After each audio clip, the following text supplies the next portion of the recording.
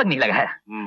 वो क्या है कि मेरे मसोड़ों में दर्द है ना, तो वैजी से पाउडर ले आया था, उसे रगड़ने से ये सुर्खी आ जाती है। हाँ, तो मैं कह रहा था आप गोपाल को नहीं लाए। जाओ अपना काम करो, जाओ। जी।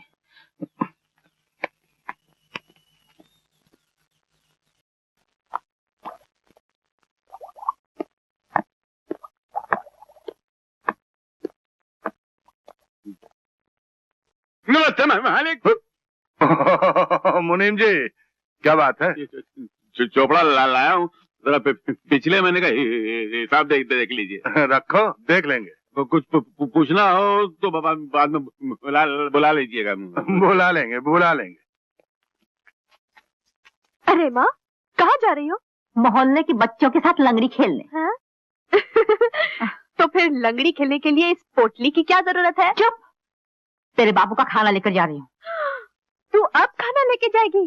बाप रे, पिताजी तो भूख के मारे कांवरे बावरे हो रहे होंगे, और तू है कि चींटी की चाल चल के जा रही हो। मैं अकेली क्या क्या करूँ? तुझे तो लंगड़ी खेलने से फुर्सत मिले तब ना। ना ना ना ना ना, मैं अब बिल्कुल खाली हूँ माँ। मैं बिजली की तरह जाऊंगी और आंधी की तरह आऊंगी। ला मुझे दे। अरे सुन तो।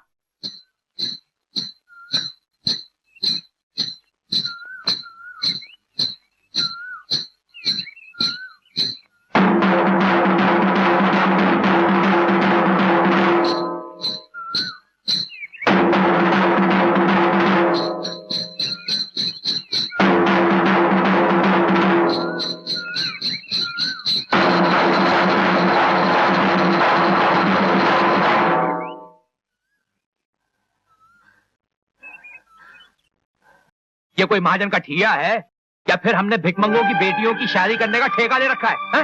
जाके अपना काम कर। मालिक, सारी जिंदगी आप लोगों की सेवा करते करते गुजार दी। अब मेरी बेटी के हाथ पीले करने के लिए किसके दर पे हल्दी मांगने जाऊं? किसके सामने झोली फैलाऊं मालिक? अरे तू अपनी जिद से बात नहीं आ रहा और बात में असर पैदा करने के लिए आंसुओं का छिड़काव कर रहा है। मगर वो और होंगे आंसुओं से पिघलने वाले। यहाँ तो चिता की आग भी बर्फ लगती है। क्या आखिरी बार कहता हूँ, जाके अपना काम कर या अपना हिसाब कर और अपना मुंह काला कर यहाँ से चल चल। नहीं मालिक, उसकी दौलत होती है मालिक, मुझसे ये दौलत मत छीनो, मुझ पर दया करो मालिक। अरे तू मेरी बात। भाई साहब, क्यों छोटे लोगों के मुंह लगते हैं आप? आपको शोभा नहीं देता? अरे राम सिंह, चल इसका हिसाब कर दे, अपना हिसाब करके निकल जाएगा।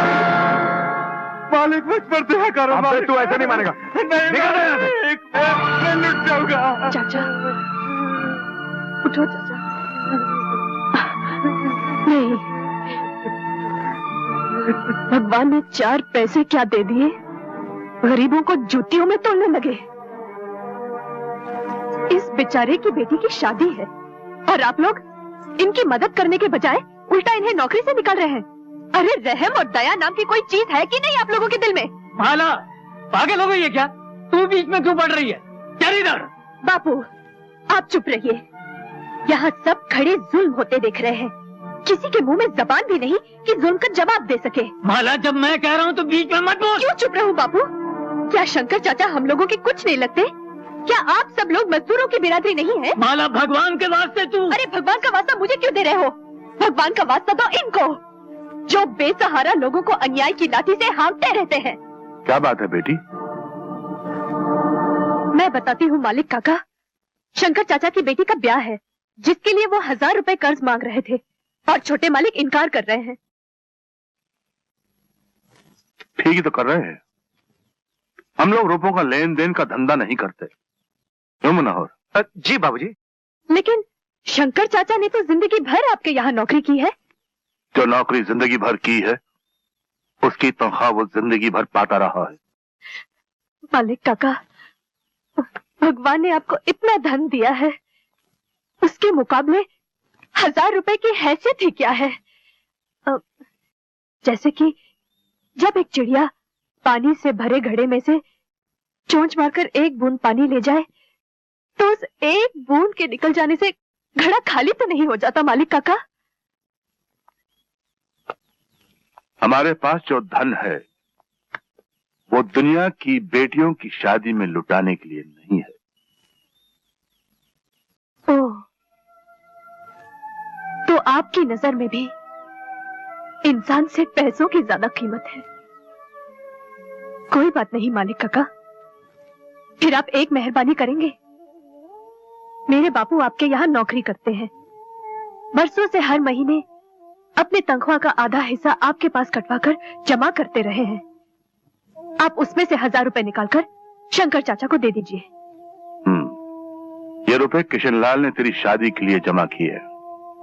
अगर रुपयों के कारण तेरी शादी रुक गई तो?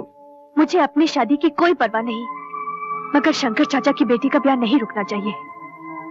क्यों मैं किशनलाल, तुम क्या कहते हो? बापू भी वही कहेंगे जो मैं कह रही हूँ। अगर बापू ने इनकार किया तो मैं जिंदगी भर शादी नहीं करूंगी। क्या? जी, ये मेरा अटल फैसला है। मालिक, ये बड़ी जिद्दी लड़की है। इसके सामने अगर भगवान भी हों तो उनसे भी ये अपनी बात मनवा के रहेगी। मालिक काका, आप बहुत बड़े आदमी हैं। मैं आपकी बच्ची समान हूँ, और बच्चे बड़ों के सामने जिद नहीं करेंगे तो और किसके सामने करेंगे। आज आपकी इस गरीब बेटी की जिद पूरी कर दीजिए, पूरी कर दीजिए मालिक काका। किशनलाल, मैं कहा करता था ना कि भगवान ने तेरे घर में हीरे को जन्म दिया है रे। तू बेकार में इसके ब्याह की चिंता करता है। इस हीरे को अपने घर की बहू बनाने के लिए लोग तेरी चौखट पर आकर माथा टेकेंगे इसका हाथ मांगने के लिए रे। ये जिस घर में जाएगी ना, उस घर में उजाला कर देगी। अरे ओ मुरली। जी पिताजी। शंकर को 1000 रुपए दे दे। जी। हाँ, कहा ना दे दे। जी। और शंकर। जी मालिक। ये रुपए वापस लौटाने की जरूरत नहीं। मालिक की दया। ये माला की तरफ से तुम्हारी बेटी का तोहफा है। सुन, अब तो खुश है? हाँ बापू, मालिक काका कितने अच्छे हैं। हाँ बेटी, कितने दयालु हैं।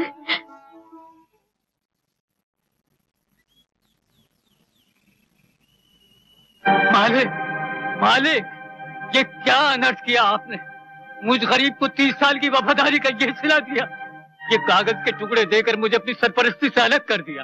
अगर मुझसे भूले अनजाने में कोई कसूर हुआ हो तो मुझे माफ कर दीजिए। अरे किशनलाल, ये क्या कर रहे हो? उठो उठो उठो। नहीं मालिक, जब तक आप मुझे माफ नहीं करेंगे मैं नहीं। हाँ, पहले हमारी बात तो सुनो। आकर बैठो। भाई किशनलाल, तुम बहुत जल्दी घबरा जाते हो, ये हमने देखा है। अरे यहाँ फर्श पर नहीं, यहाँ कुर्सी। नहीं मालिक, मैं इस काबिल नहीं कि यहाँ। अरे तुम मेरे बराबरी में बैठो, ये हमारा हुक्म है। बैठो यहाँ पर। हाँ, कस्तूरी, कस्तूरी। जी मालिक। अरे जल्दी से किशनलाल जी के लिए कुछ नाश्ता और मिठाई लेकर आ। मिठाई इनके लिए? हाँ, इनके लिए। वो मीठी वाली मिठाई लाओ ना। और ये तो क्या खट्टी वाली? देखो कहीं का, जल्दी लेकर आ। देखो किशनलाल, नौकरी से तुम निकाल दिए गए हो। अब ना हम तुम्हारे मालिक हैं, ना तुम हमारे नौकर। इसलिए बार बार हमें मालिक मालिक कहकर मत पुकारो। वही तो मैं आपसे पूछ रहा हूँ मालिक, ये किस जुर्म की मुझे सजा दी जा रही है? मुझे नौकरी से क्यों अलग किया जा रहा है? हमारे घर में एक सवाल उठाया गया था किशनलाल जी कि अगर नौकर को रिश्तेदार बनाया तो उसे गले लगाना पड़ेगा। इससे ऊंचे खानदान की ऊंचाई में फर्क आ जाएगा। लिहाजा हमने आपको नौकरी से अलग कर दिया। अब कोई फर्क ही नहीं रहा, क्योंकि अब हम दोनों एक बराबरी के हो गए हैं। क्यों? कैसी रही?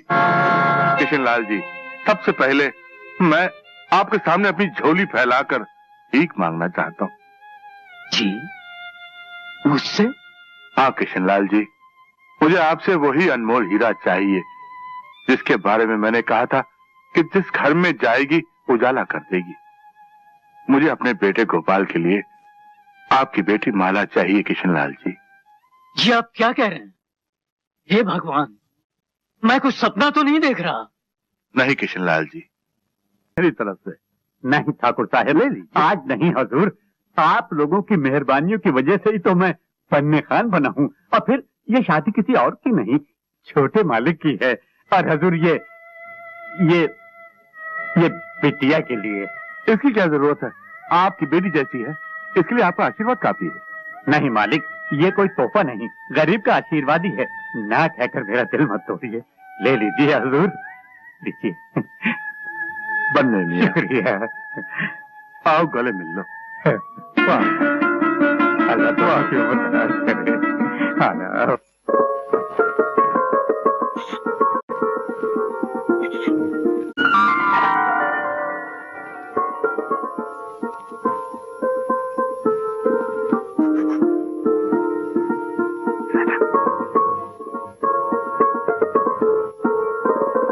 बहू जा, रात बहुत हो गई है, जाके सो जा। नहीं माँ जी, जब तक आप नहीं सो जाती मैं सोने नहीं जाऊंगी। मेरी माँ ने कहा था पहले सब कुछ सुनाना फिर खुद जाके सोना, इसलिए पहले आप सो जाइए। अच्छा बाबा, तू समझ ले कि मैं सो गई। ऐसे झूठ मूठ कैसे मान लूं कि आप सो गई? जब आप सचमुच सो जाएंगी मैं चली जाऊंगी। बेटी मुझे सचमुच बहुत नींद आ रही है, तू भी जाके सो जा। लेकिन माँ जी, क्या इस माँ का कहना नहीं मानेगी? आपका हुक्म है। हाँ।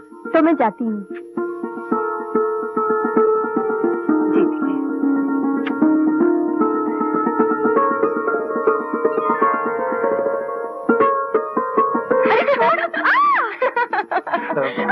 अच्छा भाभी, अरे सुन तो।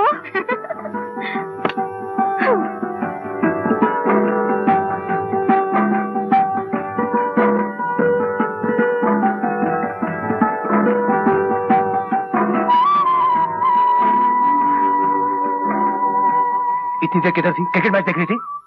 माँ के पास थी। अरे ये रात माँ जी के पास नहीं, मियाँ जी के पास गुजारने की है।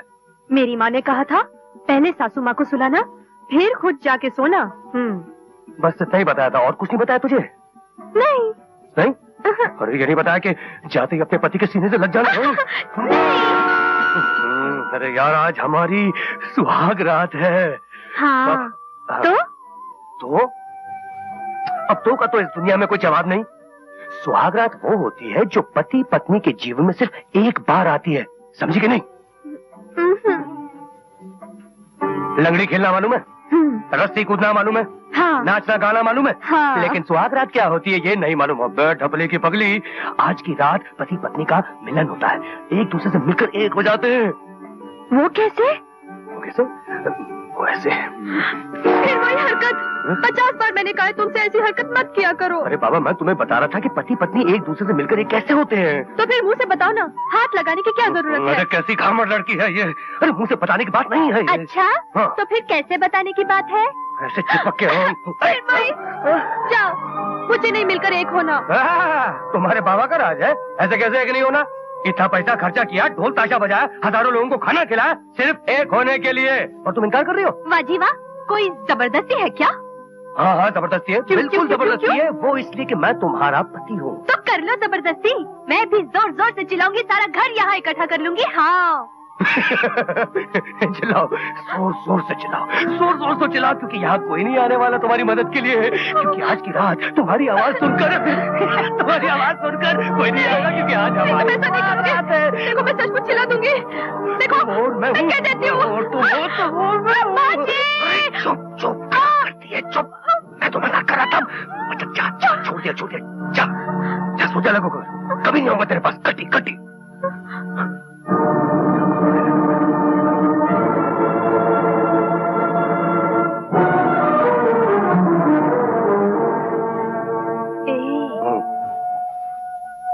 रूठ गए? अच्छा बाबा माफ करो, अब मैं बिल्कुल नहीं चिल्लाऊंगी। बताओ ना, दोनों मिलकर एक कैसे होते हैं? बताओ ना, अब कसम से मैं कुछ नहीं कहूंगी। तेरी कसम, तेरी डफली की कसम।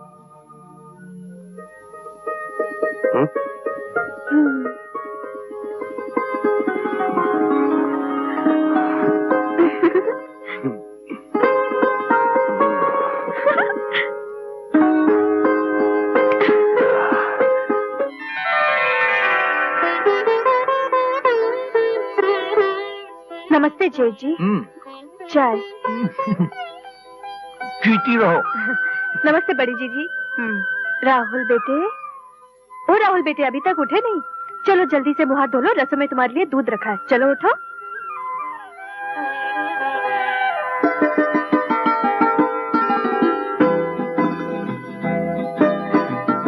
छोटे जेठ जी नमस्ते। खुश रहो। पर मैं चाय नहीं कॉफी पीता हूँ। ये कॉफी ही है। तुम्हें कैसे मालूम कि मैं कॉफी पीता हूँ? वाह, अरे भाई कमाल है। इसमें कमाल की क्या बात है? छोटे घर की है, नौकरों की जात की, इसलिए काम करने की आदत है। इसमें तारीफ की निगाह से देखने की क्या जरूरत है?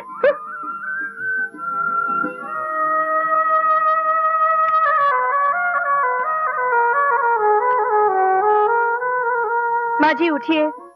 क्या मतलब? आप उठिए और अपने कमरे में जाइए, ये सब मैं कर लूंगी। दीजिए। अरे अरे, रसोई में काम करने का जिम्मा मेरा है, ये सब मुझे करने दे, तू जा। आज से तो ये मेरा जिम्मा है। चलिए जाइए यहाँ से। उठिए ना माँ जी। अरे तू मुझ पर हुक्म चलाती है? नहीं नहीं, हुक्म नहीं, मैं तो विनती कर रही हूँ आपसे। देखिए ना, आप ठहरी घर की सबसे बड़ी, आपको तो पलंग पर बैठकर सब पर हुक्म चलाना चाहिए, और मैं ठहरी घर की सबसे छोटी बहू। मेरा कर्तव्य है कि मैं सबकी सेवा करूं, है ना? अब चलिए आप उठिए, उठिए उठिए, उठिए। माला, चलिए ना। अरे अच्छी बहू ब्याह कर लाया है गोपाल। घर में आते के साथ ही छोटे बड़े सब पर थानेदार की तरह हुक्म चलाने लगी। कोई बात नहीं? अरे तू देखती जाना, कुछ दिन में माँ जी खुद ही परेशान होके धक्के मार के निकाल देगी उसे।